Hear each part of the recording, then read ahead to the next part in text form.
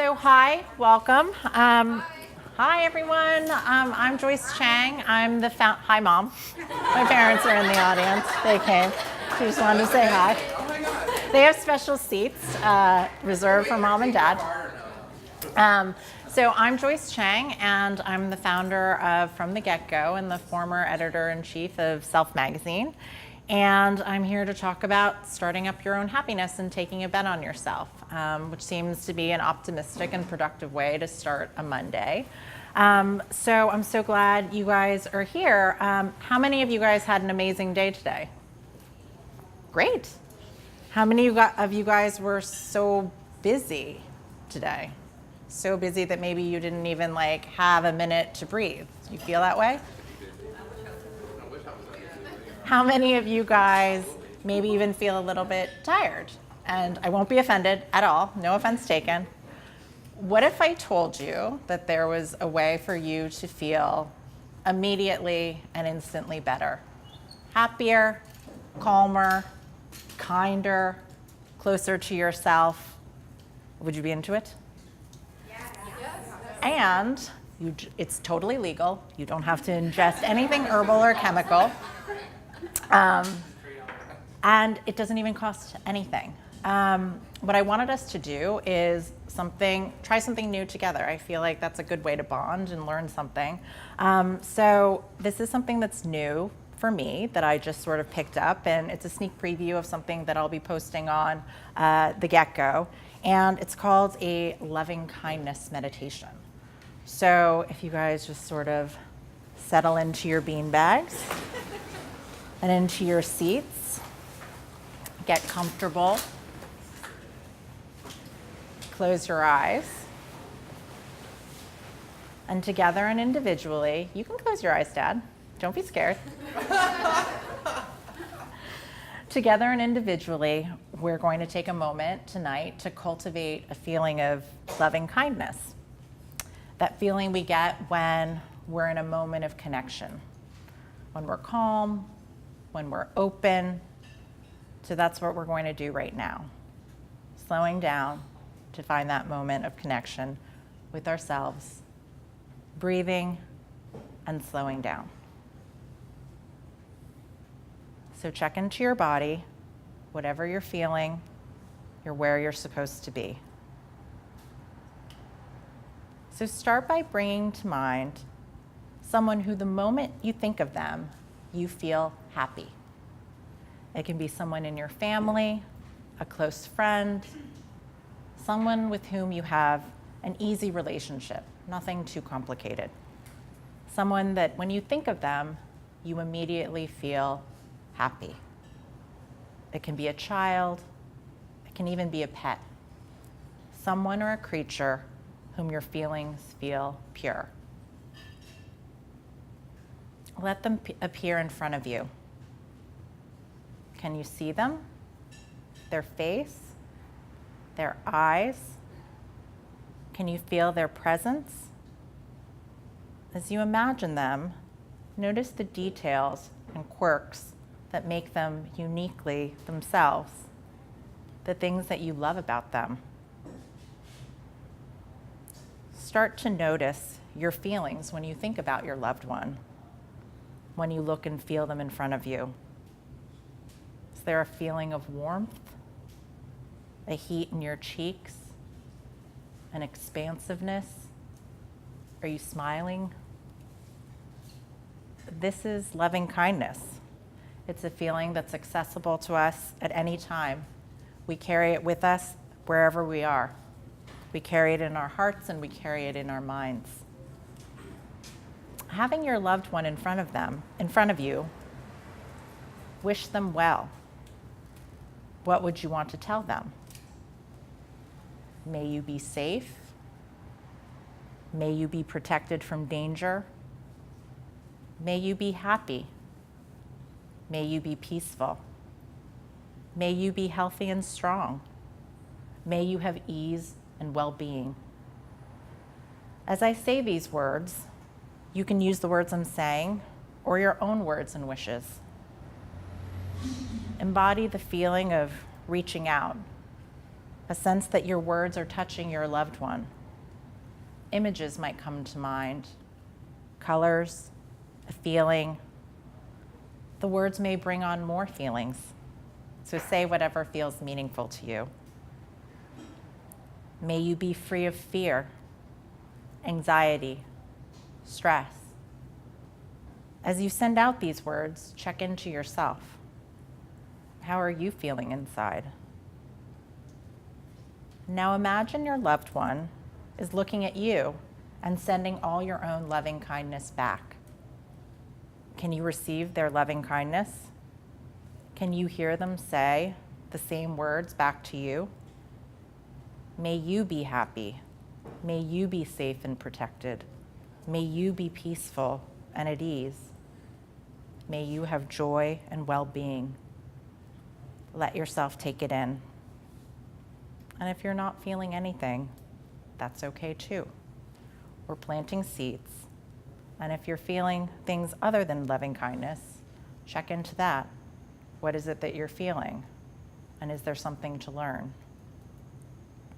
Now, can you channel that feeling of loving kindness in yourself, in your own body, opening in your heart, a warmth in your chest, running down your back, emanating from your fingertips? May I feel safe from danger. May I be peaceful and at ease. May I be healthy and strong. May I be happy and joyful. May I accept myself just as I am. When you ask yourself the question, what do I need to be happy? What feelings arise? May I have meaningful work, a joyful life, close friends and family? Checking into yourself, notice how you feel as you do this. Now, bring to mind someone or a group of people you wish to send your loving kindness to. Someone you care about, someone who could use a boost. Sense them, feel them in front of you. May you be happy and peaceful. May you be free from stress, worry, anxiety, fear, grief. May you have joy and well-being.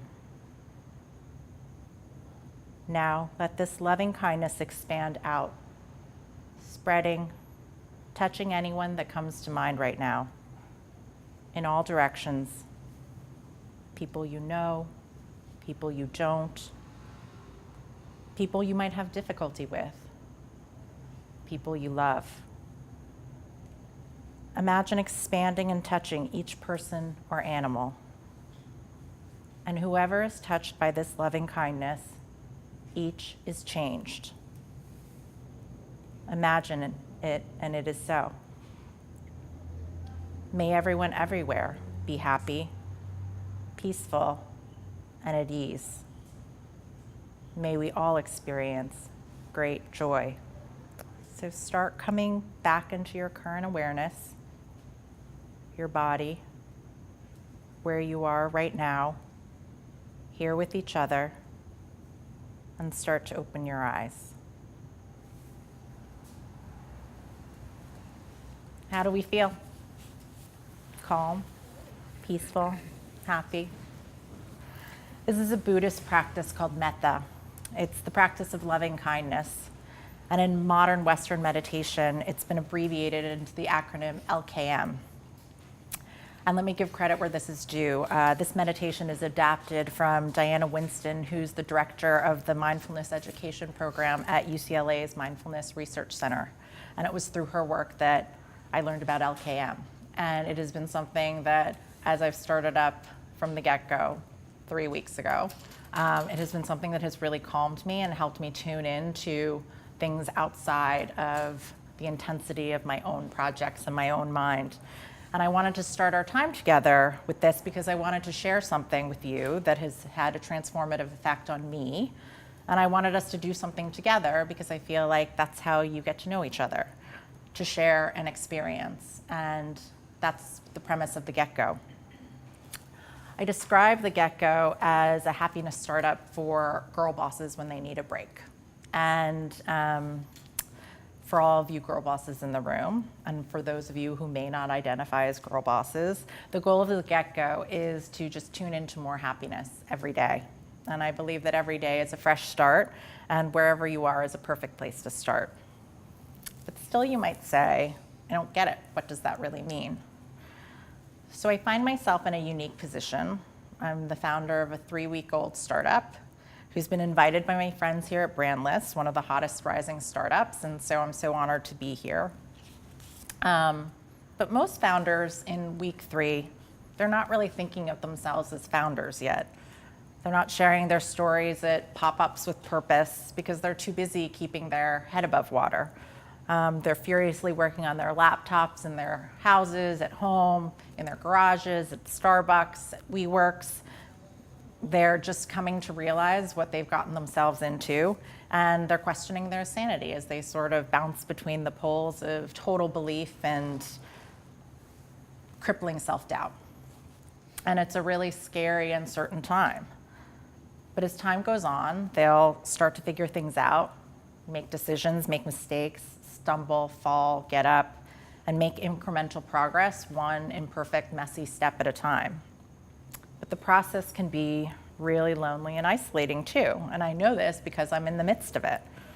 And so I thought to myself, what if I shared what it's really like from the very beginning for all of those creators and founders so that they wouldn't feel like they were in this by themselves?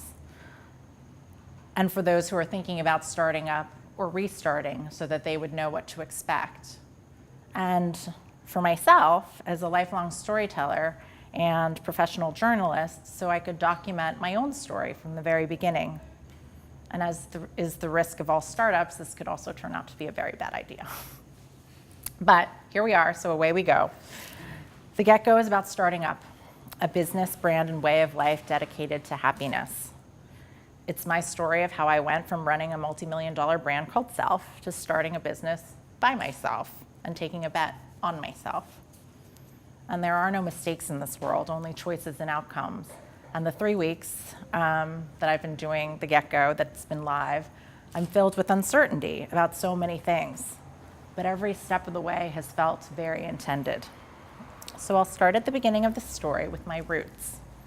I'm the product of Chinese immigrant parents who are here tonight, a tire mom who's a cancer surgeon and researcher, and she's the director of the UCLA Breast Center here in town, and a computer geek dad who once told me, if you want to have any standing in the Chang family, you have to have at least a PhD. But it was my grandmother, Yaya, who came to this country to take care of me and to raise me, who has been my most infallible compass. And she was my loving kindness throughout my childhood and throughout my life. And since she was a child, she was also my strategist and co-conspirator.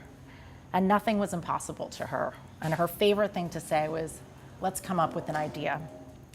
And so it was in her cozy bedroom when I was a kid reading piles of her magazines that I came up with this idea that I wanted to be a writer and an editor-in-chief. And I did. After my first real Devil Wears Prada job as an assistant to the editor-in-chief at Allure, I went on to the New York Times, where I wrote style stories in a newsroom where everyone has Pulitzer dreams. I wrote about lipstick and fashion. And I knew even then I wanted to write about things that made people happy. It was also there that I developed my voice. I remember handing in my first story to my editor, and she kicked it back to me and said, I want to hear more of you in this. This is over-reported. Tell it to me like you were telling it to your mom at the kitchen table. And it's a lesson that has come back to me, particularly in this time as I've started the Get-Go and I'm writing again after years of putting out a magazine, to just tell the truth and speak simply as if I was talking to a friend. After a few years at the Times, I decided I wanted to try something new. I wanted more money, more glamour, and an assistant. So I moved over to Condé Nast as the fashion news editor at Lucky. And every day I'd leave work laden with gifts from designers, and I'd take a town car home, and it all looked pretty amazing. But no matter how well accessorized I was, it was the first experience I had in my professional life where my insides didn't match my outsides. Everything looked so good from the outside, but the job was actually not a great fit for me, and I was really unhappy. And so I moved on to People magazine, where I oversaw important issues like The Most Beautiful People and Sexiest Man Alive, which felt a lot like Power when I was 30. But success has its own momentum, and so in the span of the next 4 years, I had 4 jobs, from deputy editor at People to executive editor at Marie Claire to Cosmo, and then finally, my dream came true, and I was chosen by Anna Wintour to be the editor-in-chief of a Condé Nast title. I had finally made my childhood dream happen. And taking the helm itself was a dream come true. Wellness had become a passion of mine. I loved the endorphins of working out. I loved trying weird stuff. I loved finding new ways to feel good, to feel stronger, and expand my mind. And the time itself was really exhilarating. I was doing the best work of my life. The magazine had never looked more beautiful. The stories were elevated and strong, and we felt like we were really channeling a new vision and voice for motivation.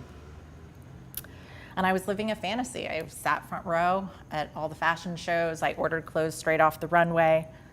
But it was another time when my insides and my outsides didn't match. Everything looked amazing from the outside, but I found that living my dream wasn't as fulfilling as I actually thought it would be and as I imagined it would be. And what I found, what was so interesting, was that I wasn't alone. All the thought leaders and celebrities that I was talking to, all the readers, 9 million across the country, there was something in the air and something in the culture where you can have everything you want. They were thriving in so many different ways, and yet something was still missing. And so when Self folded, I actually was really ready for a change. And just like that, I left my corner office and the industry that I had always been in, but I knew that there was something else out there that I was supposed to do. And so I was so grateful to be able to fulfill my childhood dream, but I was so excited to see what else the world had in store for me. And so I do believe that success has its own momentum, but I also believe that so does change.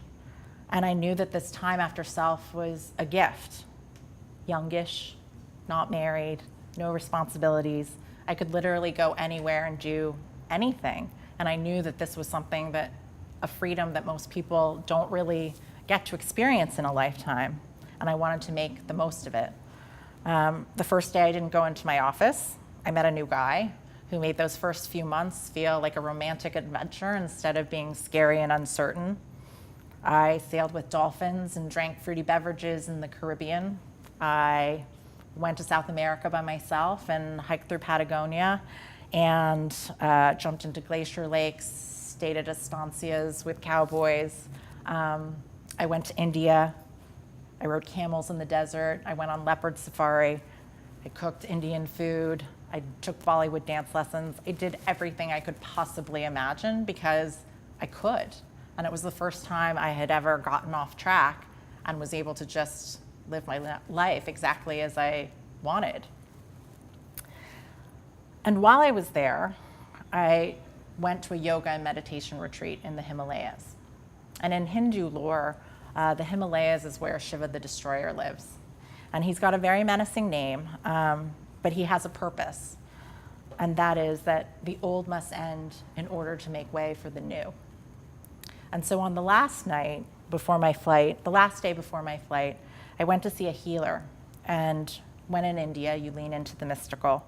And so before we began, she asked me to pull a card from the deck to reveal what was in my heart. And I pulled the grandmother card. And a few months prior to the end of Self, my Yaya had passed away at the age of 95. She had lived an amazing and full life. And though I grieved, she always had a sense of humor, and she would pop up in my life periodically just to say hi. And it always made me smile. And so it wasn't that surprising that she would show up on my trip to India. But I come from a family of scientists, and we're logical, fact-based people. But here's something that I've learned in my career and in my lifetime, that there's no such thing as a sure thing, and that control is a fallacy. And we're always just one curveball away from a totally different life. And that there are things that defy explanation, and things that make no sense, and things that can't be explained but only felt. And there are things that feel unbelievable, but you have no choice but just to believe. And I believe that this applies to starting up as much as it does to having your grandmother show up at an energy healing in India. She's giving you a book, the healer said. It's a book of her wisdom, but she's also handing you a pen to write your own story. Does that make sense? I'm just telling you what I see. And it was so amazing to me because just as she had opened up this whole world for me with the pile of magazines when I was young, she was lending her guiding spirit to the second act of my career. India is such a spiritual place, and it's such a special place. And there's magic and mysticism in every corner. And it requires an openness that defies American norm. Everywhere you go, there's a temple for you to offer a prayer.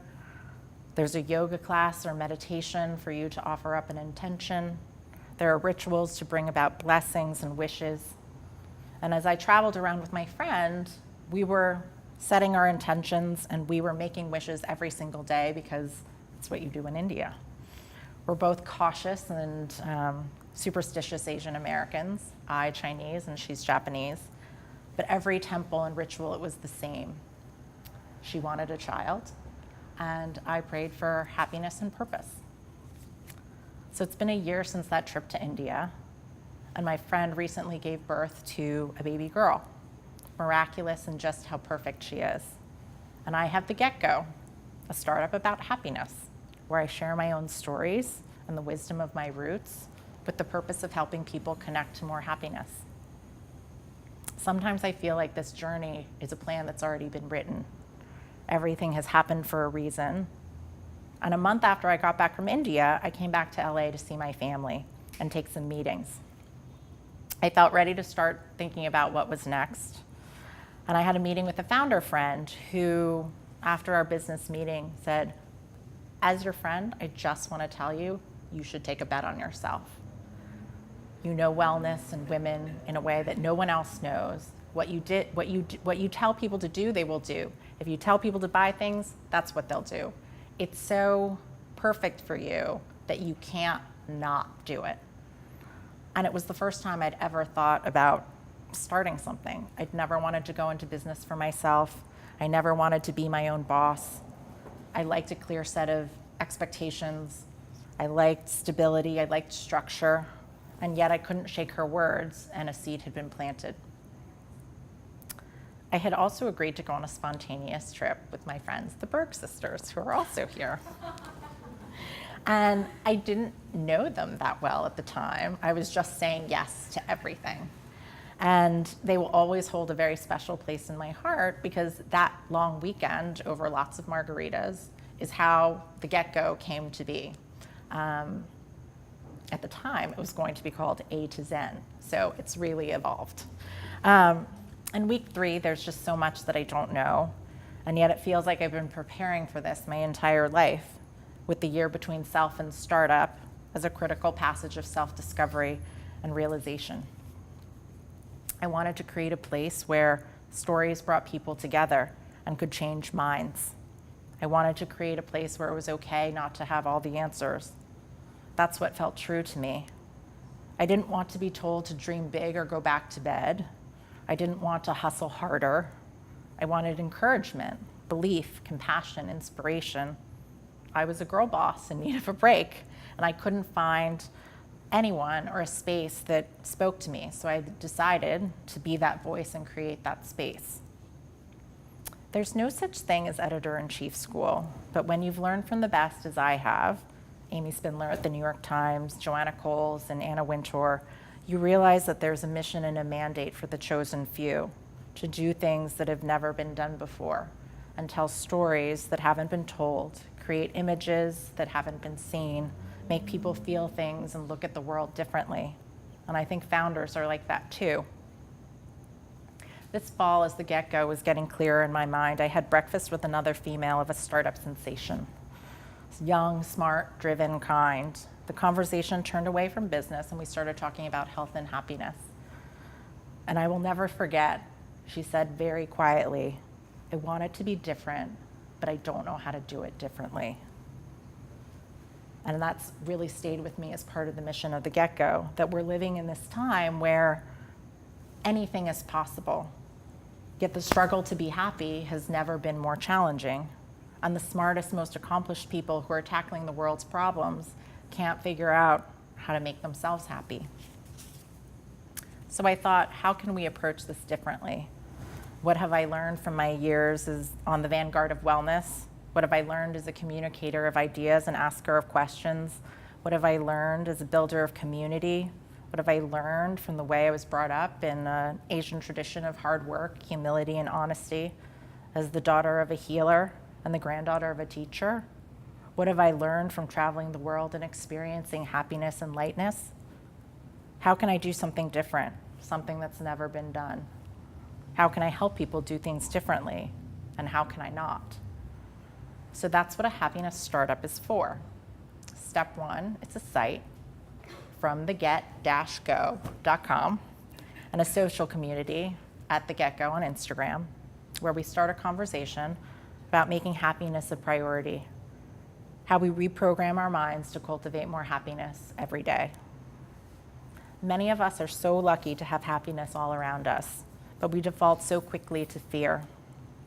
The minute something great happens, we worry about losing it. We feel guilty for being so happy and we wait for the other shoe to drop. We worry that we're tempting fate. We do it without even thinking because the brain likes patterns. We default to habits. So how do we undo the habits that don't serve us? How do we reprogram ourselves for more happiness? And why do I think this is a business? One, I know that happiness is the most precious commodity that we have, and it's something that we all want more of. Two, I know that it's possible, and it doesn't even have to be that hard, to rewire our minds for happiness, because we did it together at the top of this evening for just a few minutes by simply thinking about someone we love. I know that it's a practice that I developed over the course of the past year, and I know it's sustainable because I keep doing it every day and learning more and sharing it on the get-go. So how do we start up our own happiness? One, like our meditation, we start from a place of love and kindness, just as we did in the beginning of this evening. When your intention in your heart is pure, you will always have a clear compass. Whatever you do with love is good. Whatever you do with kindness will always come back to you. If you start each day in your life from a place of love and kindness, it will buffer whatever slings and arrows your day may bring. And happiness is a kind of superpower. Things that would otherwise bother you just bounce off. When you start a business from a pure place of loving what you're doing, it makes all the bumps in the road, of which there have been many, a bit more bearable. Two, accept kindness when it is offered to you. I would never have started the get-go had it not been for the encouragement, support, and guidance of so many people. My family, my friends' families, the extended network who have become the get-go family. To the daily messages that I get from people I've never met on social media who tell me, this is exactly what I needed to hear today. Or when I share something hard, they tell me, you got this, keep going. And it's an amazing loop, the loop of happiness and kindness, because it not only sustains, it grows. Three, cultivate kindness and compassion in yourself, for yourself. How would you treat yourself if you were your own best friend? It's such a clear and compelling code. I know exactly what to do when I start feeling self-critical, and I'm the first to say, take a bet on yourself. Four, connect to feeling good every day.